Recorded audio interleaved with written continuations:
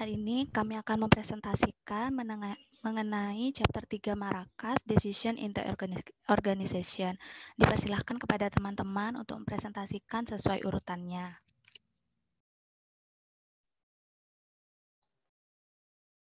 Tes, apakah suara saya terdengar? Tes. Terdengar. Ya, terdengar Wahyu. Ya, terima kasih. Ya, jadi sebelum kita mempelajari lebih lanjut mengenai tingkatan keputusan yang diambil dalam suatu organisasi, pertama-tama kita perlu tahu terlebih dahulu tentang pengertian dari organisasi itu sendiri. Jadi kata organisasi itu berasal dari bahasa Yunani, yaitu organon, yang artinya alat atau instrumen. Menurut George M. Marcus, organisasi merupakan sebuah sistem sumber daya yang saling menyatu dan terdiri atas susunan subsistem yang terikat untuk mencapai tujuan yang telah dinyatakan. Organisasi itu ada banyak jenisnya. Berdasar formalitas itu ada organisasi formal dan non-formal, sedangkan kalau berdasarkan tujuan itu ada organisasi politik, kesehatan, dan organisasi mahasiswa. Di sini saya akan mencoba memperjelas lagi pengertian organisasi menurut George M. Marcus menggunakan contoh organisasi mahasiswa, yaitu Badan Eksekutif Mahasiswa atau BEM.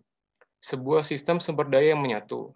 Nah, kalau di dalam BEM itu kan terdiri atas kumpulan sumber daya ya, yaitu ada sumber daya manusia, yaitu mahasiswa sendiri, kemudian ada uang, metode atau prosedur, dan informasi. Kemudian terdiri atas susunan subsistem yang terikat. Subsistem sendiri merupakan bagian dari organisasi yang memiliki tugasnya masing-masing dan berfungsi untuk membantu organisasi secara keseluruhan mencapai tujuannya. Nah, contoh subsistem di BEM itu adalah departemen atau divisi. Kan kalau di BEM itu departemennya ada banyak ya, ada riset, internal affair, dan external affair. Kemudian untuk mencapai tujuan yang telah dinyatakan. Nah, jadi meskipun di BEM itu ada berbagai divisi, tujuan utama mereka adalah untuk mencapai tujuan dari BEM itu sendiri. Misalnya adalah untuk meningkatkan partisipasi mahasiswa FTIK di segi sosial masyarakat. Kemudian ini ada quotes, the whole of organization is greater than the sum of its part. Ini merupakan referensi dari perkataan Aristoteles yang serupa, yaitu the whole is greater than its part. Nah, jadi quotes ini memiliki arti bahwa organisasi secara keseluruhan itu lebih kuat daripada jumlah bagian-bagiannya. Nah, jadi misalkan di BEM nih, di tiap departemen itu terdiri atas anggota-anggota yang terbaik. Misal kalau di departemen riset itu anggotanya isinya jago ngoding semua, dan kalau di IA itu jago desain semua. Akan tetapi dari masing-masing departemen itu perlu sadar bahwa mereka itu merupakan satu kesatuan dan harus saling bekerjasama untuk mencapai tujuan yang sama. Ya, sekian dari saya. Terima kasih.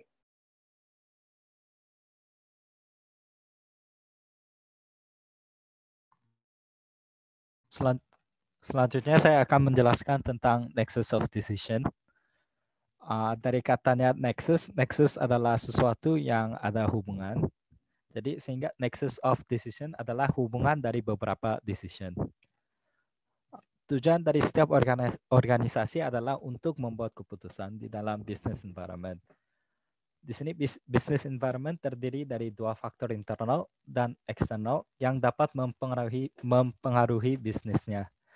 Contohnya internal factor adalah entrepreneur, manager, worker, sama customer. Contoh external factor adalah technological, economic, political, demographic, social, competitive, dan global. Keputusan yang dibuat dari nexus of decision akan mengidentifikasikan batas, kebijakan, prosedur, dan theater of operation dari organisasinya.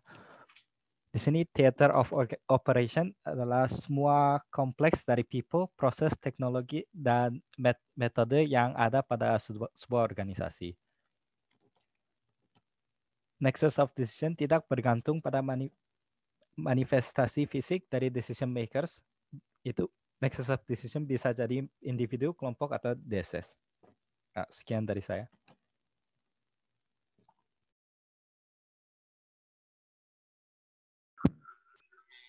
berikut ini ada dimensi dari pengambilan keputusan. Terdapat 5 dimensi yang dapat mempengaruhi keputusan.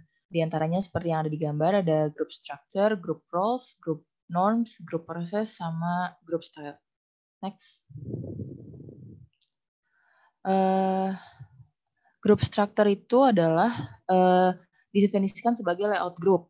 Jadi contohnya ini misalkan apakah si decision maker ini kerja sendiri atau ada support timnya. Lalu yang kedua ada group roles. Contohnya ini ada apa sih peranan yang yang ditugaskan. Nah, group roles ini adalah seperangkat perilaku yang diharapkan oleh seseorang yang menempati posisi tertentu. Lalu yang ketiga ada group process. Apakah proses ini sendiri mempengaruhi jenis keputusan? Next. Lalu yang keempat ada group style. Apakah style pembuat keputusan mempengaruhi kualitas hasil? Dan yang terakhir ada group norm.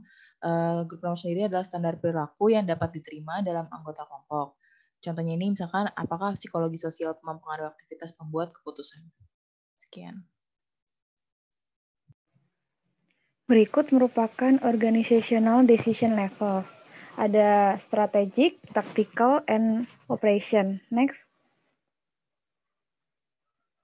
Nah, operation. Operation ini merupakan personel yang membuat keputusan tentang aktivitas sehari-hari yang berhubungan langsung dengan pekerjaan organisasi. Jadi keputusan mengenai kegiatan bersifat teknis dan informasi yang dibutuhkan untuk menyelesaikan masalah dengan aspek operasional dan teknologi yang terlibat. Singkatnya, keputusan teknis berkaitan dengan proses di mana masukan seperti orang, informasi, atau produk diubah menjadi keluaran dari organisasi.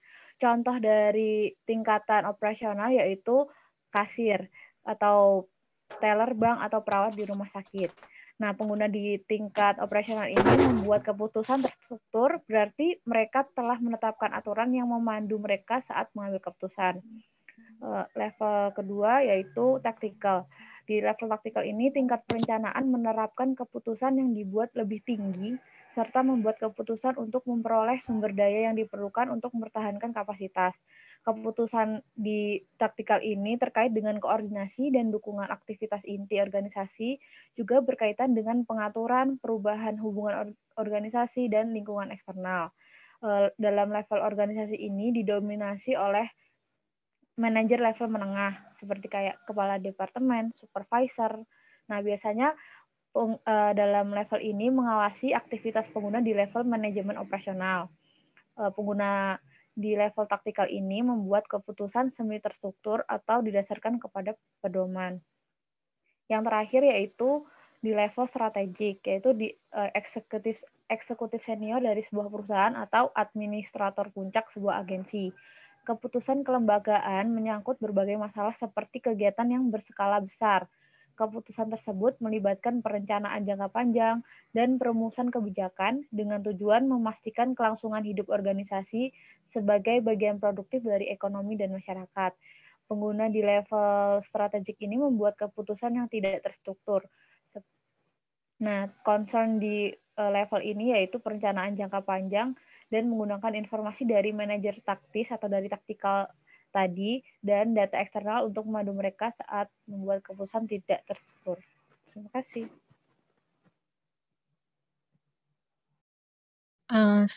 Selanjutnya adalah organizational culture atau budaya dari organisasi.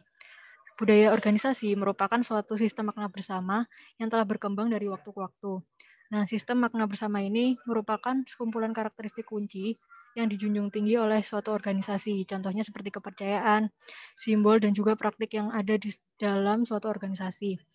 Biasanya budaya yang dimiliki oleh suatu organisasi dengan organisasi lain itu berbeda. Jadi, dia punya suatu ciri khas sendiri.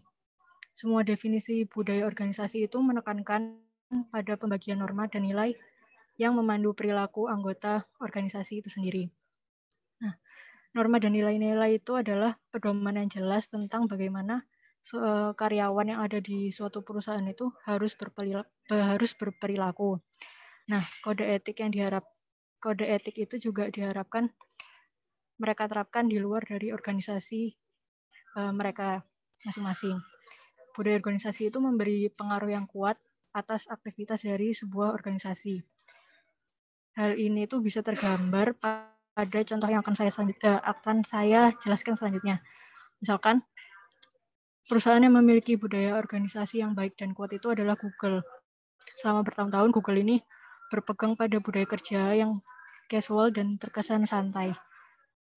Dengan kondisi lingkungannya seperti ini, itu bisa dapat membuat para karyawannya itu jadi merasa lebih bebas saat mengutarakan ide-ide, terus menunjukkan potensi terbaiknya mereka. Selain itu, transparansi informasi itu juga menjadi hal dasar kedua yang paling dipegang oleh Google. Direktur pengembangan SDM-nya Google itu menyebutkan bahwa setiap karyawan dapat mengakses seluruh informasi terkait rencana dan langkah dari perusahaan, serta hal apa saja yang sedang dikerjakan oleh rekan kerjanya. Jadi sangat terbuka ya kalau di Google. Dalam budaya organisasi, leader itu memberi peran yang penting untuk membentuknya. Sehingga fungsi budaya organisasi menurut Robbins, itu terbagi dalam beberapa hal. Contohnya, berperan untuk menetapkan batas, kemudian menjadi identitas bagi suatu anggota organisasi. Selanjutnya juga untuk mempermudah timbulnya komitmen. Dan yang terakhir, budaya itu meningkatkan kemantapan sistem sosial. Budaya organisasi sendiri itu terbagi menjadi dua tipe. Yang pertama, open and participative culture. Budaya ini tuh ditandai dengan dia itu ingin mencapai tujuan dengan didukung dengan adanya rasa percaya pada bawahan, komunikasi yang terbuka, kepemimpinan yang suportif, serta penyelesaian masalah secara tim. Selain itu juga adanya otonomi bagi pekerja dan juga berbagi informasi. Tipe yang kedua itu adalah closed dan autocratic culture. Tipe ini itu juga ingin mencapai tujuan dengan output yang tinggi, tapi pencapaiannya itu lebih dipaksakan dengan pemimpin yang autokrasi dan kuat. Kemudian, Robbins juga mengidentifikasi 10 elemen yang dapat menentukan budaya organisasi. Karakteristik ini merupakan suatu hal yang penting yang dapat dipakai sebagai acuan dalam memahami serta mengukur keberadaan budaya organisasi. Nah, untuk ke-10 elemennya akan dijelaskan pada slide selanjutnya.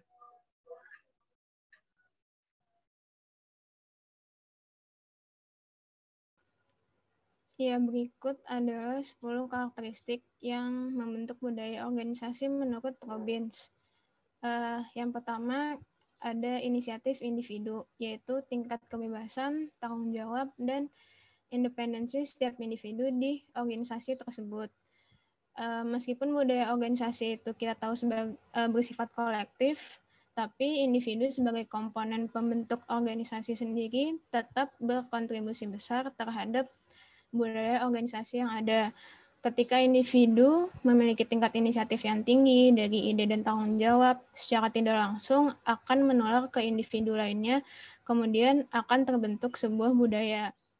Namun yang perlu dicatat adalah inisiatif individu ini harus tetap sesuai dengan skop dan tujuan besar organisasi, sehingga tidak ada dalam tanda kutip sabotase yang dilakukan oleh beberapa individu karena pada akhirnya organisasi merupakan sebuah kerja tim. Tadi yang disebutkan oleh Bianda, di Google memiliki tingkat inisiatif individu yang tinggi yang dibuktikan dengan diperbolehkannya setiap individu memberikan ide-ide baru untuk meningkatkan performa dari baik individu maupun Google-nya itu sendiri. Kemudian yang kedua, kita punya karakteristik yaitu toleransi terhadap risiko, yaitu tingkat toleransi terhadap kegiatan inovasi yang bisa membawa risiko. Nah, tingkat toleransi yang tinggi terhadap kegiatan inovasi akan membentuk budaya organisasi yang lebih terbuka terhadap sebuah perubahan. Karakteristik ini berkaitan erat dengan karakteristik sebelumnya, yaitu yang inisiatif individu, yaitu sejauh mana sebuah organisasi memfasilitasi dan juga mengantisipasi risiko dari inovasi yang dibuat individu ataupun kelompok. Pada organisasi atau perusahaan pemerintahan misalnya, kemungkinan besar tingkat risk toleransinya cukup rendah karena para pekerjanya tidak dituntut untuk melakukan inovasi. Sementara pada organisasi yang berada di industri kreatif, Seperti Google tadi Bianda sebutkan, kemungkinan toleransi terhadap risikonya cukup tinggi karena memang ada tuntutan untuk selalu berinovasi.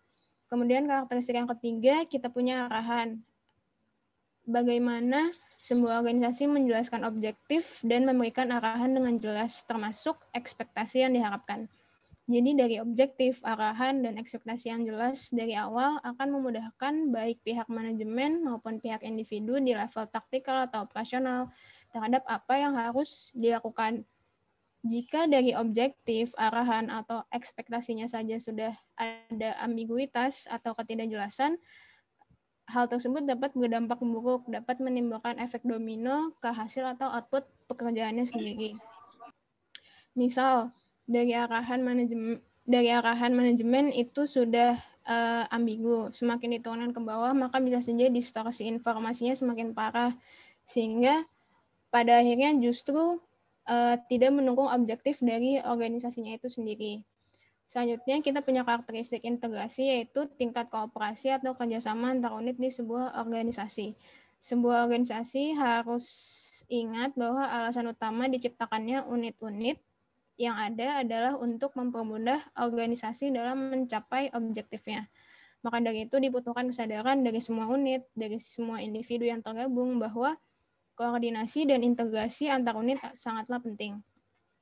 Budaya integrasi yang buruk dapat direpresentasikan dengan adanya kompetisi tidak sehat antar unit tanpa adanya koordinasi. Contohnya, misal bagian penjualan di sebuah perusahaan ingin meningkatkan penjualannya sebanyak sekian persen, baik untuk kepentingan perusahaan maupun kepentingan dalam tanda kutip kebanggaan unit penjualan. Namun ketika ternyata demand-nya benar-benar naik, bagian produksi mengeluh karena tidak dikabari sehingga tidak ada bahan baku yang siap. Nah, hal tersebut menunjukkan rendahnya integrasi antar unit yang merupakan bagian dari yang bisa merepresentasikan budaya dari sebuah organisasi atau perusahaan. Selanjutnya, karakteristik yang kelima, kita punya dukungan manajemen, yaitu bagaimana manajemen memberikan dukungan melalui komunikasi dan asistensi yang jelas. Sebagai sebuah kesatuan, organisasi atau perusahaan, semua yang tergabung di dalamnya idealnya menopang satu sama lain. Setiap unit memiliki kepentingan dan perannya masing-masing. Namun, seorang pekerja di level taktikal ataupun operasional akan merasa lebih diperhatikan ketika atasan atau bagian manajemen benar-benar memberikan support dan asistensi terhadap apa yang dilakukan. Nah, bentuk kepedulian manajemennya ini, kalau kita bilang yang ideal, dapat diwujudkan melalui dukungan, baik untuk segi performa pekerjaan individu maupun segi well-being atau mental dari individu tersendiri. Support dalam bentuk fisik maupun psikis sangat penting untuk setiap individu yang bekerja di organisasi. Kemudian karakteristik yang keenam, kita punya kontrol atau banyaknya peraturan atau regulasi dan tingkat supervisi atau pengawasan langsung terhadap pekerjaan individu di sebuah organisasi. Nah, di sini peraturan kita tahu hadir sebagai pemberi batasan atau boundaries terhadap apa yang bisa dan tidak bisa dilakukan demi kepentingan bersama organisasi. Hal tersebut secara langsung membentuk budaya organisasi di aspek-aspek yang tertulis di dalam peraturan atau kebijakan tersebut. Jika dibandingkan peraturan, sifatnya pasti tertulis, sementara budaya organisasi tidak. Namun, di sini peraturan ini merupakan salah satu perwujudan dari bentuk organisasi.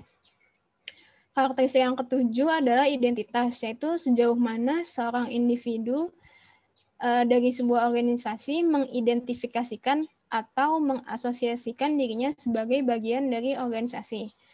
Seorang individu akan merasa personally attached terhadap organisasi atau perusahaannya ketika mereka merasa tidak hanya mereka yang membutuhkan organisasinya, tetapi organisasinya juga membutuhkan mereka untuk bisa terus berjalan.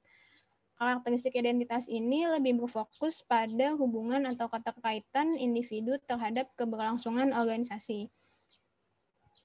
Ketika seorang individu mengidentifikasikan dirinya dengan bangga sebagai bagian dari organisasi, ketika mereka mengidentifikasi kesuksesan yang sebenarnya bersumber dari jerih payah mereka masing-masing sebagai sebuah kesuksesan bersama organisasi, di situ menandakan bahwa identitas organisasinya sudah terbentuk dan sudah dirasakan oleh masing-masing individu. Karakteristik yang ke-8 adalah sistem penghargaan, yaitu tingkat pemberian apresiasi terhadap kinerja individu, bisa dalam bentuk peningkatan gaji, promosi, atau yang lainnya. Sistem penghargaan merupakan karakteristik dari budaya organisasi karena sistem ini bisa merepresentasikan secara umum bagaimana antar komponen di sebuah organisasi menghargai dan mengapresiasi pencapaian satu sama lain yang bisa dihitung sebagai bentuk support sebenarnya. Sistem penghargaan yang sehat adalah sistem yang menggunakan performa individu sebagai dasaran dalam pemberian apresiasi, bukan berdasarkan pada variabel-variabel subjektivitas seperti misalnya kedekatan atau senioritas dan lain-lain. Misalnya, si Fulan merupakan seorang pegawai yang selama 3 bulan berturut-turut menunjukkan performa yang melebihi ekspektasinya. Nah, sebagai bentuk penghargaan, dari manajemen memberikan sebuah hadiah, misalnya voucher GoFood. Nah, keberhasilan Fulan ini sebenarnya secara tidak langsung dan langsung bisa memotivasi teman-teman lainnya dan membentuk budaya untuk selalu berusaha menjadi lebih baik. Kemudian yang ke-9, kita punya karakteristik toleransi terhadap konflik, yaitu tingkat toleransi terhadap keterbukaan individu di organisasi dalam menyuarakan kritik secara terbuka. Nah, kritik ataupun konflik merupakan hal yang tidak bisa dihindari baik oleh individu, unit, ataupun organisasi secara kolektif. Organisasi dengan budaya yang baik akan menerima kritik dan konflik sebagai bahan evaluasi untuk memperbaiki performanya. Jika sebuah konflik terjadi, idealnya diselesaikan secara baik juga secara adil dan objektif. Namun di sisi lain, si pembawa kritik, baik itu individu ataupun unit, juga harus menyampaikan kritiknya secara membangun dan tidak sepenuhnya menyalahkan suatu pihak agar tidak menimbulkan konflik tambahan. Kemudian karakteristik yang terakhir menurut Robbins adalah pola komunikasi, yaitu bagaimana antar unit, antar individu, antar level strategis bertukar informasi secara general. Nah, pola komunikasi menjadi dasaran terhadap 9 karakteristik lainnya sebenarnya, karena semua karakteristik tadi terbentuk dari bagaimana satu sama lain di organisasi itu berkomunikasi.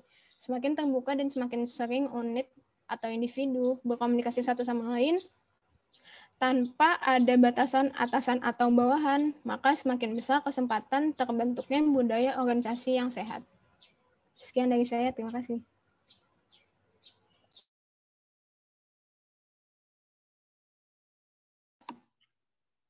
Ya, selanjutnya adalah hubungan culture dengan performance atau kinerja.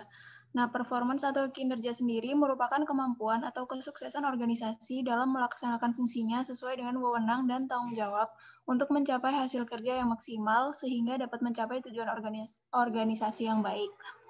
Jadi terdapat 3 teori yang mendukung hubungan budaya organisasi dan performance. Menurut Kotter dan Hesketh, yang pertama adalah budaya yang kuat berkaitan dengan kinerja atau performa yang unggul. Yang kedua, budaya yang secara strategis cocok, secara eksplisit menyatakan bahwa arah budaya harus menyelaraskan dan memotivasi anggota jika ingin meningkatkan kinerja organisasi. Dan yang ketiga adalah budaya yang adaptif. Nah, jadi organisasi yang sukses cenderung memiliki kesesuaian antara culture atau budaya mereka dengan lingkungan eksternal dan internal mereka.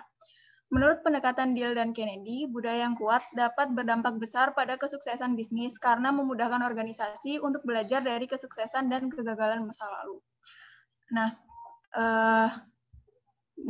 kesesuaian eksternal yang baik menunjukkan budaya yang sesuai dengan strategi dan pasar. Contohnya adalah perusahaan Baxter International memiliki budaya yang tinggi pada respect dan responsiveness.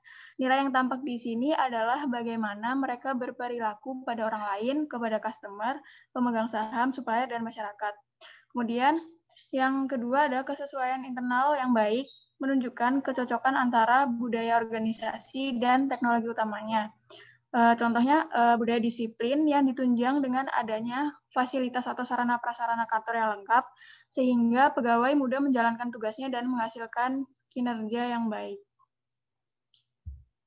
Demikian dari saya.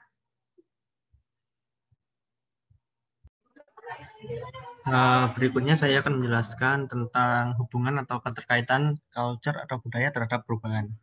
Perubahan zaman dapat berpengaruh terhadap kelangsungan bisnis suatu organisasi.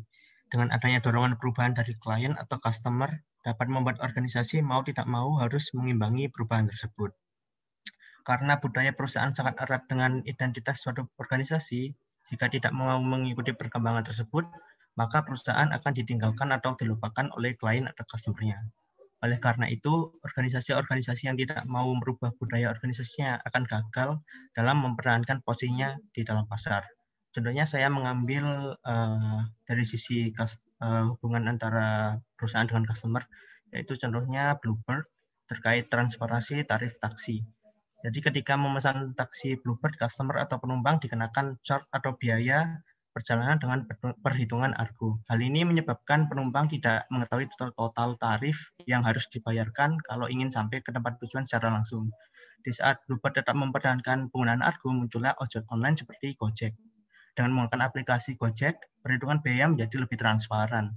Sebelum memutuskan untuk melakukan pemesanan, penumpang bisa tahu total tarif yang harus dibayarkan kalau ingin sampai ke tempat tujuan. Karena perbedaan tersebut, sebagian besar penumpang pindah ke Gojek, sehingga posisi Bluebird di pasar jadi terkikis dan tersingkirkan oleh layanan ojek online. Kemudian yang kedua yaitu perusahaan yang unggul memiliki bias untuk bertindak tetap dekat dengan customer atau pelanggannya. Misalnya dengan memberikan hadiah atau reward kepada customer, mengingatkan kewirausahaan dan menyadari bahwa produktivitas itu bergantung pada orang-orang. Contohnya Gojek merubah mindset bahwa jika dahulu ketika seseorang ingin memesan ojek, customer-nya lah yang harus mencari-cari pengendara ojek. Nah, Gojek ini merubahnya menjadi customer yang menunggu dan pengendaranya atau pegawai atau klien dari Gojek atau pengendara ojek tersebut yang mencari-cari customer atau penumpangnya. Jadi seperti dibalik seperti itu. Jadi jika ingin mempertahankan perusahaan dalam persaingan pasar, perusahaan harus bisa memprioritaskan customer-nya. Di sini saya juga mengutip ada dua quote yang berhubungan dengan penjelasan saya. Dari Jayendra mengatakan bahwa perusahaan pemenang adalah yang melayani pelanggannya dengan hati dan dedikasi yang besar untuk kemudian menguasai pasar dengan cara memenangkan hati pelanggan. Kemudian dapat disambung dengan quote yang disampaikan oleh Henry Ford bahwa sebuah bisnis tidak akan berarti tanpa adanya customer. Sekian penjelasan dari saya. Terima kasih.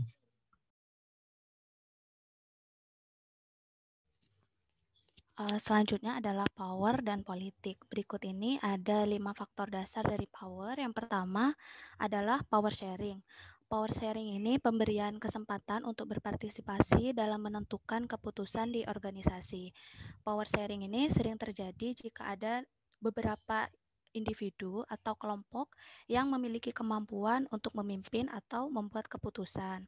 Contohnya, CEO memberikan kesempatan kepada timnya untuk mengutarakan pendapat atau pemikiran dalam pengambilan keputusan, sehingga anggota tim memiliki motivasi karena diberi kepercayaan untuk ikut andil dalam pengambilan keputusan di organisasi tersebut. Terus yang kedua ada authority. Authority adalah hak atau wewenang yang diberikan kepada seseorang atau kelompok. Contohnya dalam perguruan tinggi, rektor memiliki wewenang untuk memimpin pelaksanaan Tridharma perguruan tinggi. Terus yang ketiga ada informal power. Informal power adalah kemampuan untuk memimpin, mengatur, atau mengarahkan dalam suatu organisasi tanpa gelar kepemimpinan resmi. Hal tersebut biasanya berdasarkan karena individu tersebut memiliki pengetahuan dan pengalaman lebih di bidang tersebut. Contohnya adalah ketua kelompok atau ketua proyek. Yang keempat ada influence, yaitu tindakan atau proses yang memberikan pengaruh kepada pendapat atau perilaku orang lain. Contohnya dalam organisasi misalnya ada satu orang yang paling berpengaruh dalam bidang IT, maka pendapat atau tindakan dari orang tersebut dapat mempengaruhi si pengambil keputusan dalam menentukan keputusan. Terus yang terakhir ada politik, yaitu proses pembentukan dan pembagian kekuasaan yang dalam pembuatan keputusan. Politik ini biasanya berhubungan erat dengan negara. Misalnya, presiden yang terpilih di Indonesia itu berasal dari partai politik dan partai koalisi mana saja. Nah, nanti akan berpengaruh pada pengambilan keputusan susunan kabinet kerjanya. Terima kasih.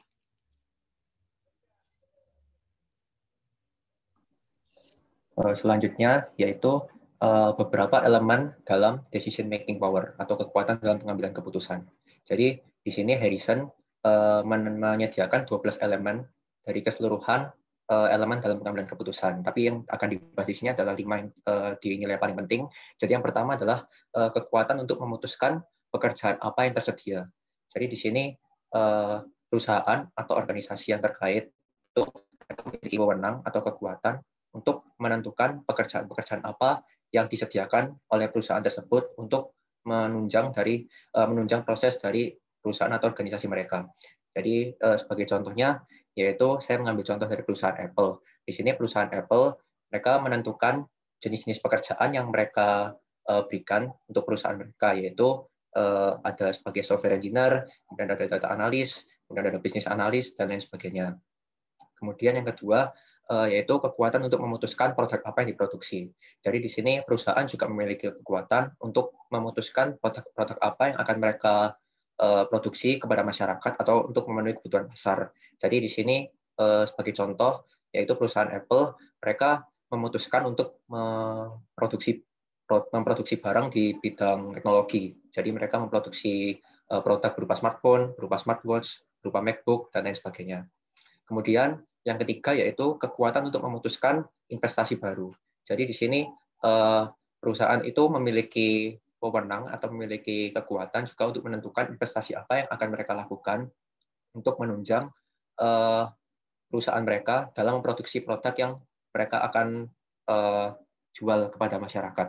Jadi di sini sebagai contoh yaitu perusahaan Apple memutuskan untuk berinvestasi memproduksi chipset Apple di berbagai negara. Jadi dengan investasi yang dilakukan oleh perusahaan Apple ini, tentunya mereka juga akan memperluas pasar mereka dengan penjualan produk mereka di berbagai negara.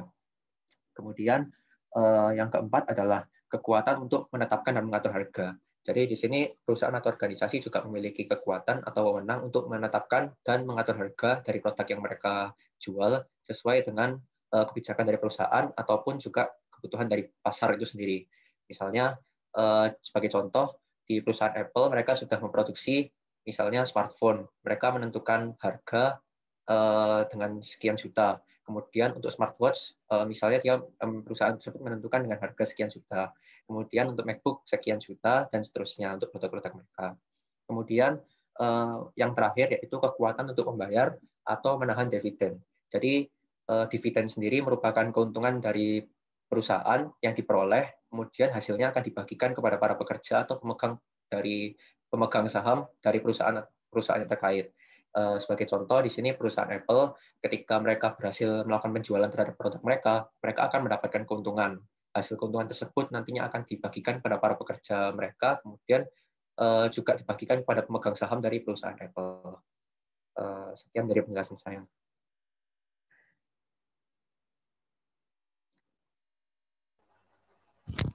Ya, selanjutnya untuk politik, yang dimana adalah politik merupakan elemen penting dalam pembentukan strategi pengambilan keputusan. Di sini saya mengambil contoh dari 4 tipe politik organisasi oleh Michael Jarrett, di mana contohnya saya mengambil dari Airbus yang diketuai oleh Christian Streiff, di mana dalam Streiff ini mempercepat pengambilan keputusan dan mengatasi birokrasi dan memberikan eksekusi yang cepat, mengungkap pecahan yang bersejarah dan mendalam di antara para eksekutif, di mana terdapat ada laporan tentang perseteruan internal di Airbus yang dimana menghasilkan suasana yang internal yang tegang, pekerjaan dialokasikan berdasarkan preferensi selain kriteria komersial, dan kesalahan seperti pemasangan kabel yang tidak memadai adalah akibat dari konflik internal dan kepercayaan. Bahkan Streiff akhirnya menyimpulkan bahwa sifat politik Airbus yang mencegahnya menjadi perusahaan yang terintegrasi. Politik terkait dengan pengambilan keputusan melalui negosiasi, pembentukan konsensus, dan juga pengaruh. Mansberg mencatat bahwa politik mungkin bermanfaat antara lain mereka mungkin memberikan lebih banyak mengenai fleksibilitas. Menurut Henry Mansberg dari McGill, ini hanyalah proses yang mempengaruhi bersama dengan norma, otoritas formal, dan keahlian. Oleh karena itu, penting bagi para pemimpin untuk memahami bentuk yang dapat diambil dan bagaimana menggunakannya untuk kesejahteraan dari organisasi. Meskipun politik dianggap memiliki kekuatan yang berpotensi merusak, ketika diterapkan secara efektif, hal itu dapat membantu perusahaan memenuhi tujuan strategisnya dan memenuhi nilai-nilai yang ada, terutama selama perubahan dari organisasi. Untuk mengatasi tantangan hal tersebut sebagai politik apakah merusak atau tidaknya, perlu memetakan medan politik yang mencakup 4 domain dimetaforakan menurut Michael Jarrett, di mana yang pertama adalah the width, yang kedua adalah the rocks, dan yang ketiga adalah the high ground, dan yang terakhir adalah the woods. Masing-masing memiliki aturan berbeda untuk menavigasikan dari sistem politik yang diambil dari organisasi. Menavigasikan domain tersebut diambil menjadi 4 kuadran dan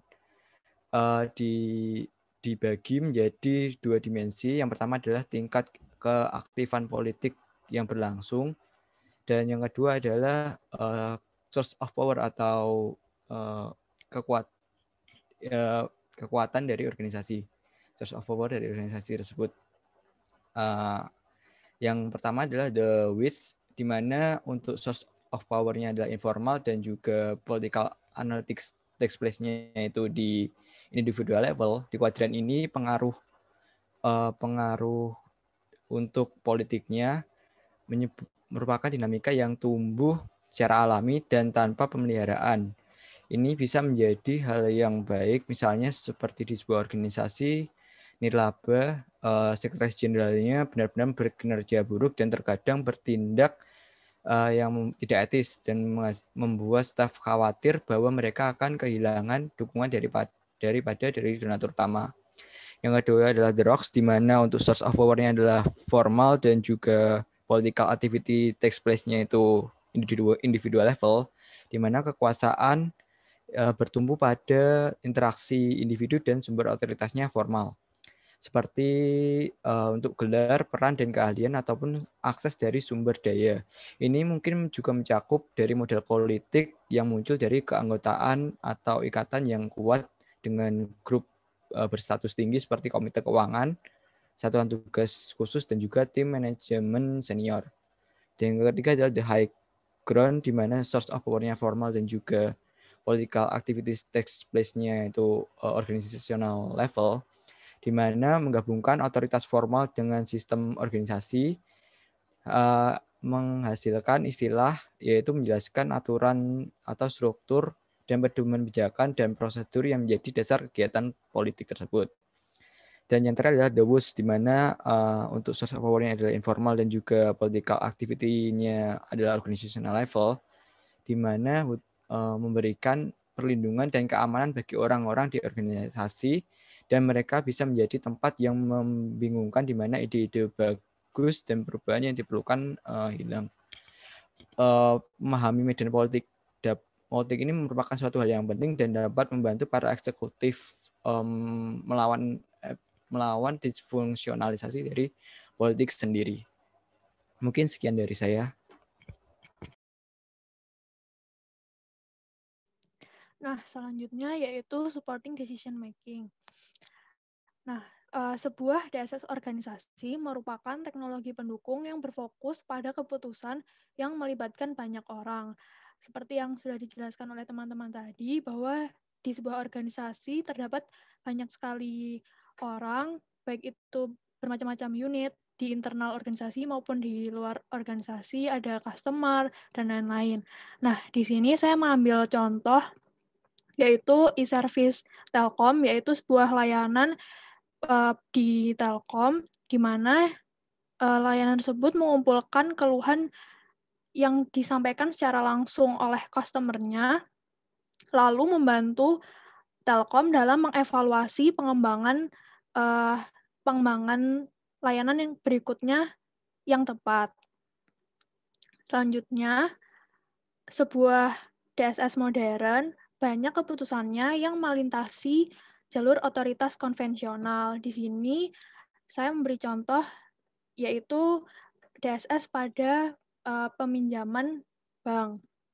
Nah, DSS ini dapat memverifikasi kredit dari pemohon pinjaman yang sebelumnya harus melewati level-level tertentu persetujuannya. Dengan adanya DSS ini lebih cepat memutuskan tanpa harus mengikuti jalur otoritas yang konvensional. Sekian, terima kasih.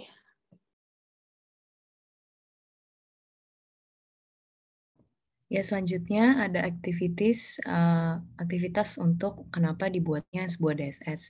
Yang pertama itu ada spesifikasi tes pemecahan masalah untuk perbaikan proses, di mana ini untuk membangun model dalam situasi masalah dibutuhkan untuk mengidentifikasikan faktor tugas dari berbagai alternatif. Nah, contohnya ini seperti perencanaan pada rute GPS, di mana menentukan rute tercepat atau terbaik antara dua titik, dan sistem itu juga adanya kemampuan untuk menghindari lalu lintas, memantau kondisi, dan memantau kemungkinan pengendara menghindari dari kemacetan. Dan selanjutnya ini ada pengumpulan informasi, di mana pengumpulan informasi ini adalah sebagai aset informasi inventaris untuk mensupport DSS, termasuk sumber data warisan atau relasional, data warehouse, data set, data mart, dan sebagainya. Contohnya adalah pada analisis deskriptif pada perusahaan retail, di mana mereka ingin melihat matriks dari setiap penjualan, perputaran persediaan, dan juga di beberapa bisnis model yang mereka sedang jalani dilihat dari menentukan apakah sudah mencapai tolak ukur yang sudah didiskusikan sebelumnya. Lalu setelah mendapatkan hasilnya dirembukan kepada hal selanjutnya, yaitu communication across subunits atau komunikasi antar subunit. Komunikasi ini mendukung lebih dari satu orang dan mengerjakan tugas bersama, contohnya pada Google Docs, atau secara bersamaan itu dari berbagai divisi, dari divisi operasi, divisi strategis, divisi data analis, dan sebagainya. Dan yang terakhir itu ada political behavior atau perilaku politik dalam persaingan kepentingan atau kelangkaan sumber daya. Nah, biasanya tuh DSS ini tuh mengabaikan dari berbagai masalah politik, di mana pengguna DSS biasanya secara eksplisit mempertimbangkan beberapa nilai pribadi untuk menggunakan pengetahuan umum mereka saja. Padahal justru kita harus berhati-hati untuk menilai bagaimana DSS ini digunakan sebelum desain dan implementasi. Contohnya ini yang berhubungan dengan dalam perusahaan retail tersebut berhubungan dengan stakeholder investor maupun regulasi pemerintah, apakah ini berdampak baik atau buruk, dan sebagainya. Terima kasih.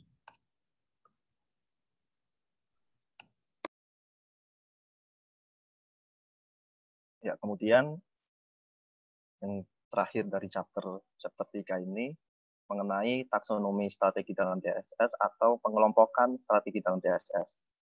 Ada 3, decision ordering, information sharing, dan negotiated choice.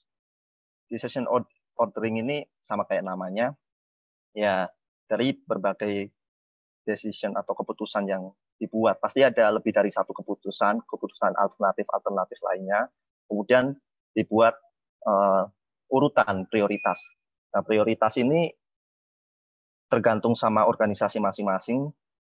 Paling besar berpengaruh, yang menjadi pengaruh dari prioritas itu paling besar adalah organization culture, seperti yang dijelaskan tadi. Semisal seperti konflik tolerance, misal toleransi konflik atau toleransi resiko, misal suatu perusahaan itu tinggi atau sebisa mungkin nggak ada risiko, berarti keputusan atau decision yang resikonya paling kecil harusnya prioritasnya yang paling tinggi, karena budaya atau kultur di organisasi tersebut itu toleransi sama risikonya itu rendah gitu, maksudnya tinggi. Jadi risiko itu tergantung sama kultur, bisa aja juga toleransi konflik. Kalau konfliknya harus rendah, berarti yang diprioritaskan itu keputusan-keputusan yang sebisa mungkin terhindar dari konflik. Ya, jadi decision ordering ini sangat dipengaruhi oleh budaya organisasi. Kemudian information sharing, di mana keputusan yang dibuat itu nantinya akan dibagikan dengan user lain sesuai dengan informasi yang relevan. Nah, pembagian ini bukan cuma antar divisi, tapi bisa saja antar kantor, misal seperti kantor di negara A itu memutuskan untuk menghentikan penjualan produk A karena produk A udah nggak relevan atau nggak laku lagi untuk dijual di negara itu. Nah, kemudian informasi ini bisa saja disebarkan di kantor negara lain, yang kemungkinan negara lain akan melakukan pengoreksian atau pengecekan apakah kalau di negara itu produk A juga udah nggak relevan lagi untuk dijual. Jadi pasti keputusan itu harusnya di-share atau dibagikan dengan kelompok atau divisi atau kantor lain atau bahkan pihak eksternal dengan informasi yang relevan. Yang terakhir adalah negotiated choice atau keputusan atau pilihan yang dinegosiasikan. Jadi maksudnya itu keputusan itu mungkin aja hasil bukan cuma murni dari hasil DSS dan bukan cuma murni dari hasil kesepakatan internal, tapi juga ada campur tangan eksternal. Negosiasi ini utamanya adalah campur tangan eksternal. Misal seperti suatu perusahaan, kemungkinan keputusan yang diambil itu berpengaruh sama lingkungan hidup. Jadi harus ada keputusan, harus ada negosiasi dengan masyarakat sekitar, harus negosiasi sama pemerintah sekitar. Apakah keputusan yang diambil ini mereka tidak dirugikan seperti itu, atau misal di sisi lain seperti tadi yang dibahas yaitu politik. Bisa saja suatu keputusan itu berpengaruh sama kebijakan politik atau ada konflik sama kebijakan politik. Makanya perlu ada negosiasi sama pemerintah atau pihak terkait. Jadi utamanya negosiasi ini biasanya adalah pihak eksternal dari suatu perusahaan atau organisasi. Ya, mungkin cukup sekian dari slide ke-18. Terima kasih.